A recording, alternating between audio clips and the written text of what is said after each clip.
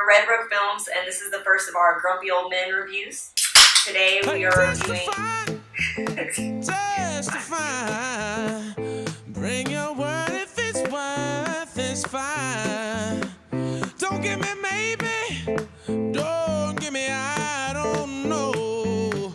Baby, you ain't singing when you're crying. See, I was born on a storm. When I get gone, and I don't need any wrong to know better. Okay guys, we are here with the Grumpy Old Men Reviews, Episode 2, Do's and Don'ts. I'm Mauricio, this is... Carlos. Hello, I'm Caleb. And we are doing Do's and Don'ts for Transformers movies. So, we just got done doing a little refresh of the animated Transformers movie. Yeah. So, what was that like before we get into it? Quick review of it. Watching it again after so many years. Yeah. To live up to the childhood nostalgia that you remembered, Carlos. I remember that seemed more epic before. I mean, it's didn't take us to how many planets? Like 4 or 5.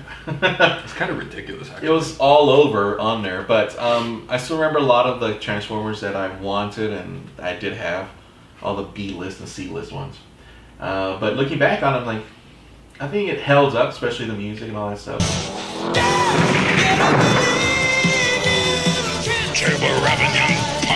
So I liked it a lot. It definitely turned something childlike wonder in me every time I watch it. Yeah. Like every time. I mean, haven't seen it in a long time, but I did watch as a child and later on as a teenager and later on in my early 20s. So it's not like, I guess every decade I get to watch it and I get excited every time. Transformers the movie, the 30th anniversary edition. It's kind of weird though, because it's like I told you guys when we were watching it, I feel more like a 10-year-old now watching it than when I actually watched it when I was like 6. But anyway, getting into it, obviously we're going to start off with the most iconic part of it, the music.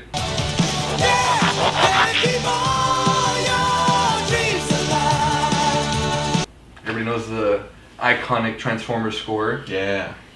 So, with the animated movie, you have the rock version, 80s rock version of it, and then every single franchise for Micheal Bay's Transformers had Linkin Park attached to it. So, music-wise... I don't want to sound insulting to Linkin Park because I've actually kind of liked them. And due to recent events. Yeah. However, nothing they do is really memorable in my opinion. And in movies, the best themes are always the things that you're humming after the film. And when you hear the theme, your brain goes back to the film. Right. Like 89 Batman and that beautiful score. Danny Elfman score. Mm-hmm. Gorgeous. I can go on and on. Like a lot of things John Williams does, of course. But this one, you're always going to be singing the Transformers song. Always.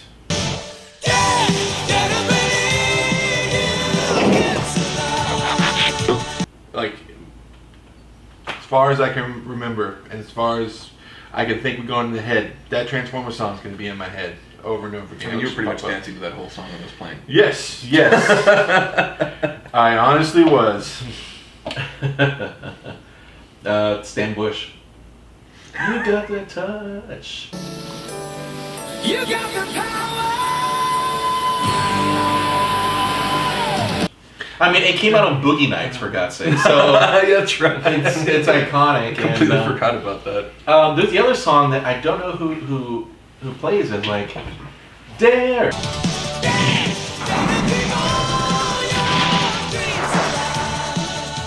I mean, it's still memorable. No offense to Linkin Park and Hybrid Theory, of course, one of the best albums that they did. Yeah. But I don't remember the Transformers theme from the first one. The first one was New Divide, if I'm not mistaken. Can you sing it for us? No, I'm not going to sing it for you. As moderator, you need to assist us. That's not fair. How does it go? So give me reason, prove me wrong. Oh, There you go. That's all you get. Yeah. God, Did you remember no. that ending scene when they're laying on Bumblebee and Shai's about to get lucky with Megan Fox? So. But isn't like Aerosmith came out on it? Oh wait, I'm thinking of another Michael Bay movie. Yeah. Yeah, you're probably thinking about Armageddon. Armageddon. That's right. So, God damn it. But so I'm gonna give a nice edge to the animated series when it comes to music because it is very memorable. The music.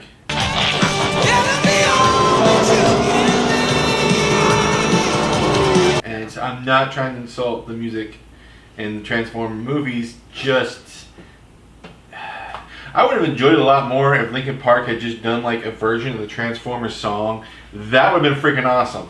I would have loved that. Why didn't they? and it seems like a lot of the stuff that they did for at least that came out in the Transformers movies, Michael Bay's franchise made their way to one of their albums. So it didn't feel like it was special. It didn't feel like it was made specifically for them. And it always feels good for those movies. Those those songs that made specifically for movies is always kind of awesome. Yeah, like I can't see like if you give me Transformer toys right now, I'm not gonna play with them and think of Linkin Park. You will go Transformers, robots in disguise. If I walked in and saw you guys playing with Transformers toys, I'd be judging you hardcore. So let's not go there. Not judging, you're jealous, envious. Know about Of that. Yeah. Anyway, moving on. So Alright. obviously, music nod goes to the original. So let's move on to story. Obviously, the story in the original animated movie went one way, and Transformers for Michael Bay went 10 different ways. Yeah. It felt like the story, and I'm going with the TV show and the movie for the animated version, followed.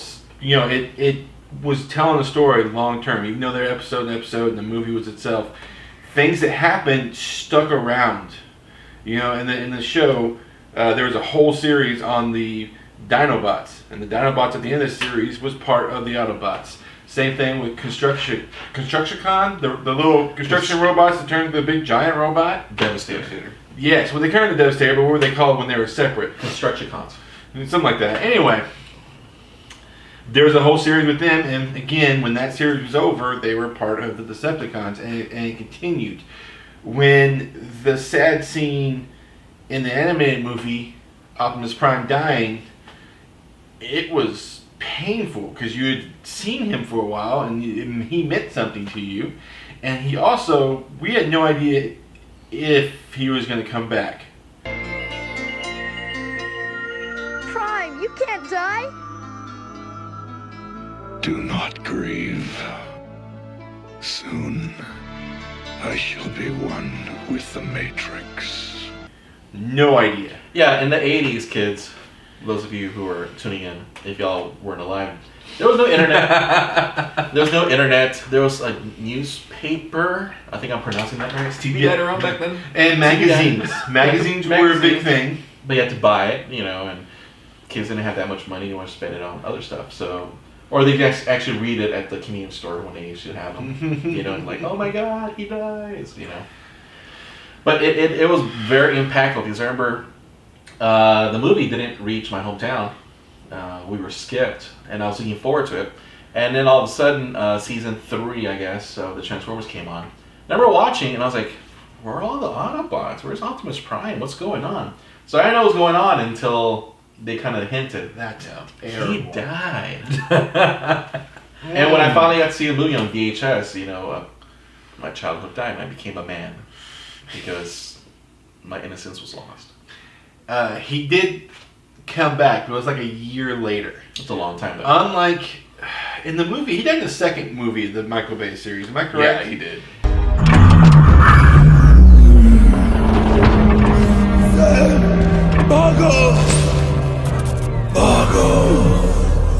He died, but he came back in the same movie. He came back in the exact same freaking movie. What would you say in the sock? Oh, you're talking about the Matrix of Leadership. Yeah, that, you know, they bring it back. Obviously, the Matrix of Leadership is referenced in the animated movie. They bring it out in the second Transformers, but it's like he sees it, he tries to grab it, it turns into dust. He puts it in a sock. I'm like, what? So It was a really weird thing. Also, the fact that Yeah, I'm sorry. The same movie thing hurts. Even if you know they're going to come back, play it off. Try to play it off. I was not happy at the end of Batman versus Superman when they had that little scene where the rocks kind of levitated off the... Yeah, you already know he's coming I was back. like, even though I knew he would come back, you kind of just said it. If you just left it alone with the burial, I would have been a lot more interested in that. That was a bad choice.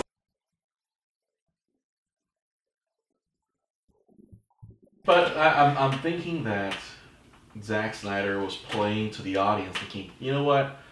I think he underestimated a lot of people. It's like, we got to show it floating. So they know that he's going to come back later. Don't dumb it down. And yeah, that's what a lot of Michael Bay films, it feels like you're dumbing it down for us. Don't dumb it down. I think they were just kind of being a little careful about for the kids. I think they knew what they were getting into with the adults, but for the kids that the parents might have gotten them into it. Maybe. They don't want to hurt feelings. Maybe. I still think it was a bad decision, both in that and in the Optimus Prime thing. So, shit. Story-wise, again, I'm going with the animated movie. Yeah, those actually, it did go off kind of like this way, where each team member went this way and they followed it, and then it came together at the end, which is fine, but I can't tell you the plot of part 1 of Michael Bay. I can't tell you part 2. I can't tell you part 3. I know Chicago was involved in part 3. I know they use MacGuffins like a son of a bitch in his movie. Yeah.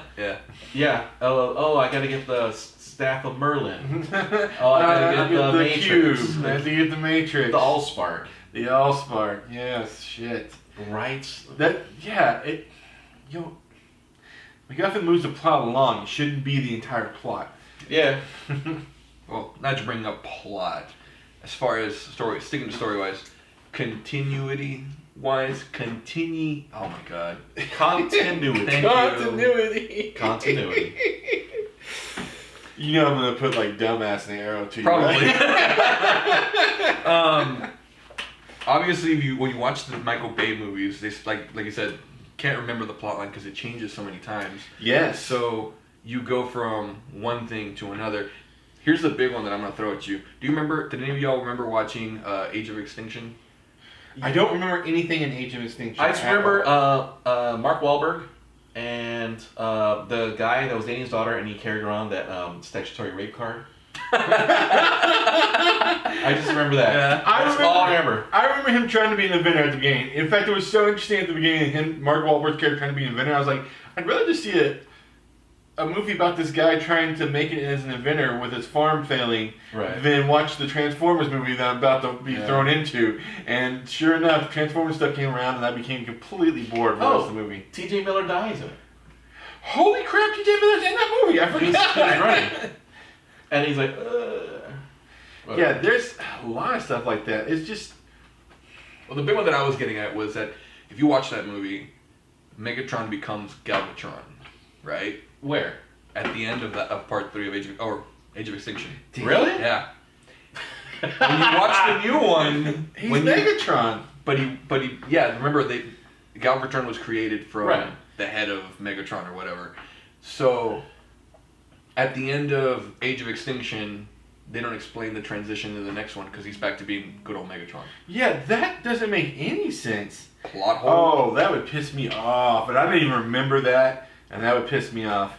In the animate, for those who have never seen the animated, Megatron's almost dying floating through space when he runs into Unicron, and Unicron changes him into Galvatron, thus we're making sure that he works for Unicron. Speaking of which, I don't remember that at all. I'm like dumbfounded. Yeah. You're gonna go back and watch it now, aren't you? No, I'm not. No. So let me ask you how you feel about in the last movie. They obviously are setting up Earth as Unicron. How does that feel to you now you watch the animated thing again? Okay. When they explained it, I kind of sat in my seat, and mind you, I was kind of trying to remember back to the animated movie, and I was like, he was never on Earth. What? And so I'm trying to kind of keep an open mind to it, but at the same time, I'm like, whoever takes over this franchise after Michael Bay's got their shit cut out for them. I don't know what they're gonna do. Because he's got to clean up all the plot holes. He's got to explain how Unicron is Earth, essentially. Right. So, and also at the end when they see the horns coming out of the desert or whatever, and they're like, oh, blah blah blah, bad dialogue, blah blah blah. And then there was a girl in like a cloak or a robe, and she turns around and she says, don't touch him. Is that what she said? Yeah. He doesn't like He doesn't like He being didn't like to touched. be touched. And she went, It's Quintessa. it was, huh? It was Quintessa. Who's that again? The bitch that The bitch, the main villain. the main villain in the movie. The one that In said she human was form, God apparently. and turned. Is that what it was? Wow, man, you gotta pay attention. Well, he was half asleep at that point. I was sitting next I don't to him blame in the movie theater. So she turned. She was just like a. Plot hole. She disappeared. How did she appear as a human? Exactly. But in part 3, they had a transformer that was a human, and then They looked human. They looked human, and then almost killed Shia, and then they never touched that ever again. Yeah, that's the problem. Anything that's sci-fi, this is very important to a lot of stuff, and you'll see me bring this up a lot, but I'll be as quick as possible with this. Anything They'll try. that is sci-fi or fantasy, if you're going to have problems solved or have a lot of stuff to do with magic or technology that doesn't actually exist, you need to set rules and stick to them. Stick to them. I have no idea what Micheal Bay's rules are to robots in that fucking thing. Just blow shit up. Yeah, blow shit up. Whatever cool thing I can think of. And later on, we don't need it again. We don't need it again. Why didn't we put a like explosive emoji up on this thing? We should. Fire. Well, what about plot? What do what's you that? mean? What's that? What is that? I don't know what you're talking about. We know you don't, Mr. Bay. We know you don't. You know you can't tell the difference. Mr. Jablonski knows more about that than you do, and he's our composer, so we'll leave it at that. So yeah. So first two things go to animated movie. Cool. Animated movie is in the lead. All right. Yeah. So, I guess let's move on to character development / acting, just for the sake of time constraints. Well, I like Mark Wahlberg a lot. Uh-huh. There is a lot of good actors in little roles in the Transformers movies. Like a lot of them that I really love. But they're all playing characters that are so over the top Or irrelevant. or irrelevant that doesn't really matter. Because, like, Alan Tudyk is one of my favorite actors of all time. He was in some Transformers movies. Yeah. What did he do? I don't know. He was like the butler to what's his name? He was? That was him? Yeah, not in the latest movie, but like in the Oh, I thought you were talking about the big nosed guy who's a really good actor. What's his name? Who's been like in like all of the movies pretty much. big nose actor. Yeah, he was in Cuba in this one, talking to people over the phone. Simmons, what's his face? He's a very good actor. Why can't I remember his name? That's gonna bug me. He was in Big Lebowski. Yes. He was Jesus Wow. in Big Lebowski. Anyway, that guy's in all the movies, and at one point he was rich for writing books about Transformers, and he had a butler / manservant guy, and that was Alan Tudyk. And I was like, I love this, but why did they give this role to this guy who's much better actor than... Yeah. Of course, I he don't also remember played a he was- chicken in a Disney I movie, so I guess... I don't remember at all. You Well, know he only appeared in Cuba, and then that was it. We're gonna get heat for that, you know that, right? What do you mean? That we don't know him, because he's a really good actor. Yes. We're gonna get shit. That's fine. That's fine. Hey, give a shit. Give a shit. Bring it the fuck on. Anyway, other in the animated movie, Yeah. there's a lot of great voice actors. Yeah, the original, the animated movie, had good actors and up-and-coming actors and actually used them well to drive the plot, to give some sort of breadth to the character and who they were and all that. So, for example, Judd Nelson was Hot Rod, Yeah. and he actually grew throughout the whole movie, and at the end he took on the leadership role, where he was a hothead in the beginning. Rodius Prime or something. Rodimus Prime. But that one, Robert Stack, who was all Solved Mysteries, he was... I completely forgot about Robert Stack. Love it. Ultra Magnus, of course, he thought he was Chingon, he was big shit, and then he's like, I'm gonna be second fiddle now, but, and he did die and he came back, but that was more towards plot. Anyways, They actually did it right to where. Leonard Nimoy, Galvatron. Well, I wanted you to. I was looking for him. But Leonard Nimoy, the original voice actor Megatron was his Frank Welker. Mm-hmm. And then now it's Leonard Nimoy, and he actually brought on a different ferocity for it. Yes. Great.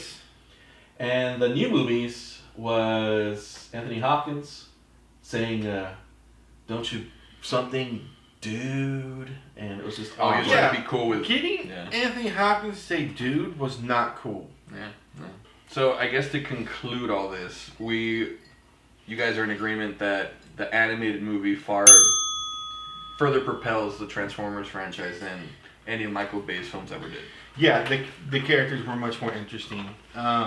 Acting wise, like the actors are about par, but they did a better job with their characters in the animated movie. I mean, the one thing I remember from the last film was how I'd rather, instead of watching this film, just have it described to me by Anthony Hopkins the entire time. That would have been a lot more interesting. Yeah. He could have sat there and just talked and just told me the story of the movie. Anthony Hopkins is a great actor, but I don't think he would have been able to help in that way. I'm just saying, like, you don't show any Transformers or anything. Just have him, like, read it to me like a child in a book, and I would have been like, yes. I think it would have been really hard, especially like, and then the young man pulled out the statutory rape card and explained to Mark. I'm just talking about the last movie. Explained to Mark that he is justified in boinking his daughter.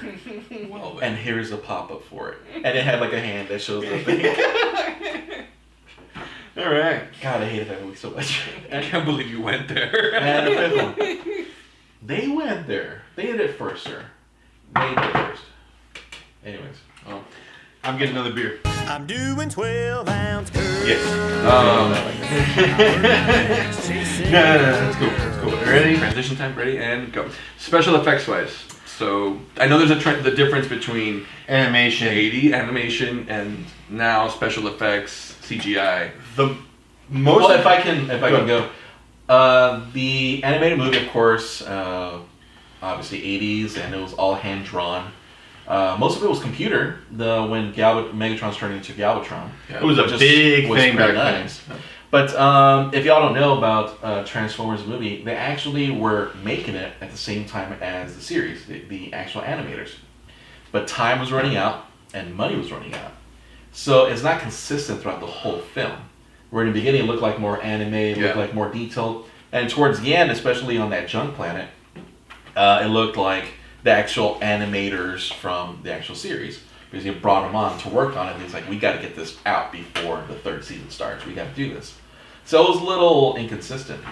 Now in the new series, it looks nice, but there's no sense of definite shapes. Yeah. To all the Transformers when they're fighting, especially the first one. That was my. All you see is this.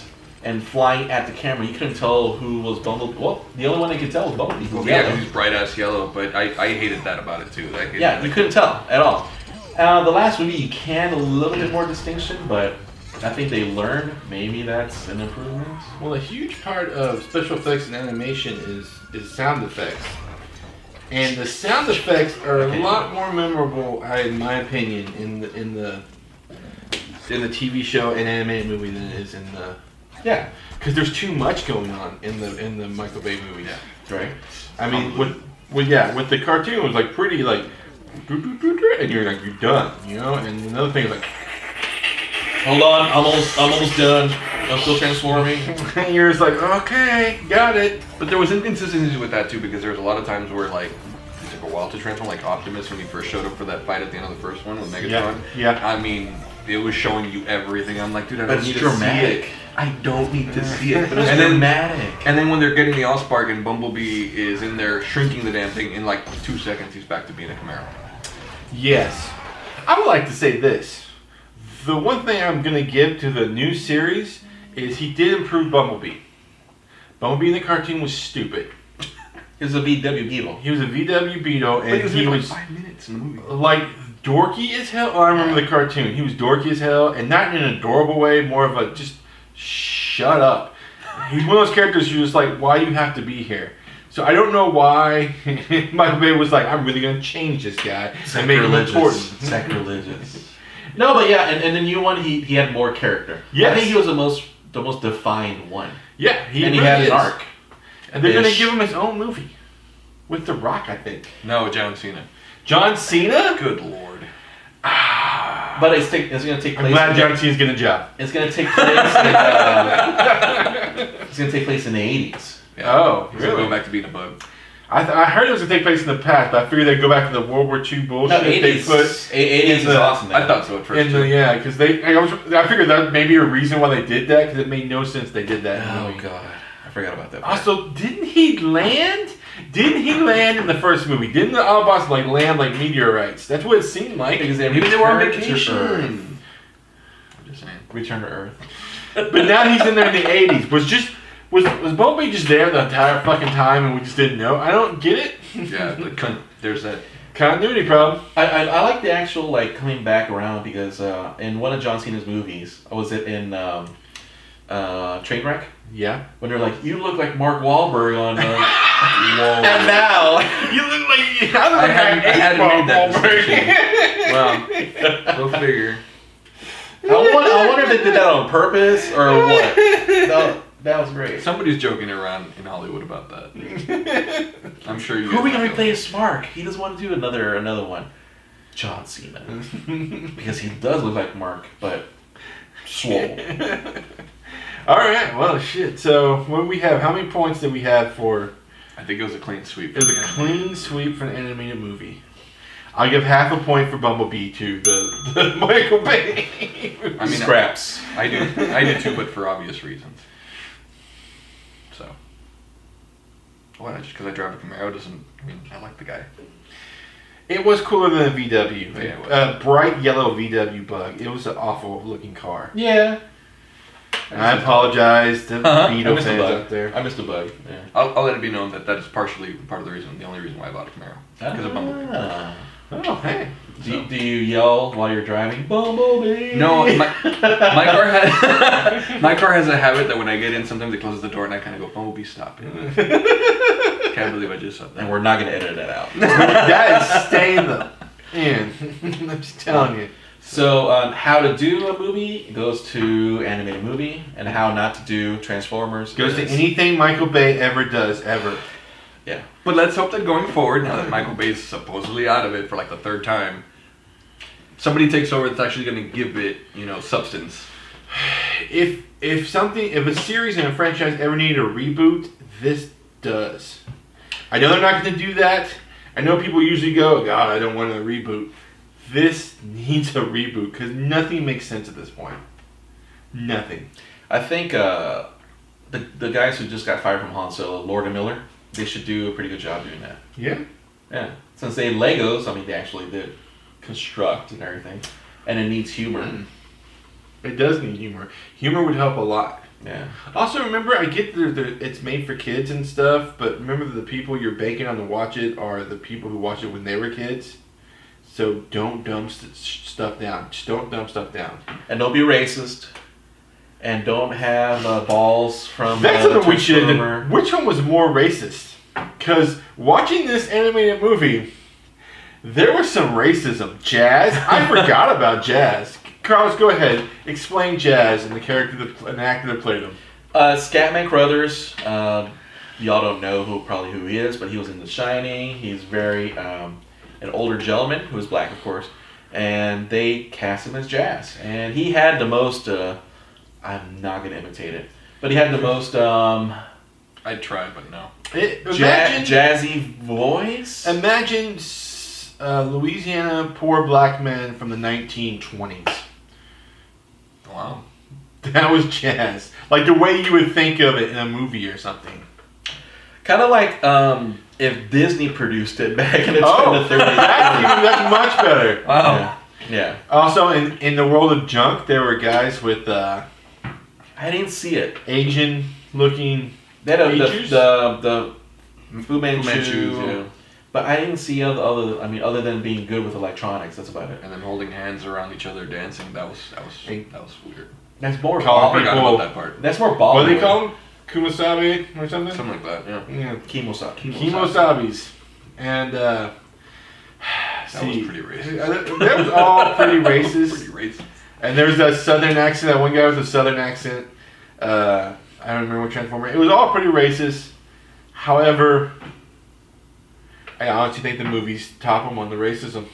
The movies. Well, yeah, I mean, you had the two twins with gold The teeth. two twins. There wasn't like a big deal that they made about that actually made headline news. That, Yeah. It was pretty bad. It was that, and actually had the same Jazz in the first one, had almost, maybe even worse accent on Jazz in the first movie. I remember that. But he got killed. He didn't talk much up until the point, and the only thing I remember from that movie was him. And he breakdanced. He breakdanced when he transformed, but then Yeah. like when he fought Megatron for like the 2 seconds before he got killed, he's like, "Oh, you want a piece of me? You want a piece of me?" Like, Yeah. I'm like, Yeah. he's like, "No, I want two." I'm like, "Wow, dude." Yeah. The cheesiness level just skyrocketed from there. So even in Transformers movie, the black man got killed first. Bro. You know what? That is not a real thing. I don't know where that comes from, but think about how many movies you've seen. How many times the black guy actually gets killed I'm just first. talking about popular tropes that are out there. I understand. I'm not I getting don't into like the that origins, Caleb, old man. one. I rants. don't like that one. Is all Old I'm man saying because I rants. don't think that one's actually true. I don't. Yeah. God. It's a popular trope, so I use it. There you go. Boom. So with that said, animated movie gets a nod on this. Animated. Dues. Do. How to make one. Yay. Same here. Dues. Dues the animated movie. Don'ts the Micheal Bays. Yeah. Monterey, do you have a say in that? Yeah, no, I completely agree with that. Every single movie I've seen, there's lack of story development and there's plot holes. So, I'm kind of looking forward to seeing what a new director does in that chair. So, Okay. yeah, for sure the animated movie gets my nod too. Right. Well, thanks for joining us for this Grumpy Old Man reviews. With our guest moderator, Mauricio. And please join us again sometime soon. And if you like our stuff, please subscribe. Hit that subscribe button. If you want to follow me on Twitter, it's oldman_Caleb. If you want to follow us at Facebook, it's Red Rook Films on Facebook. Thanks, guys. Have a great day.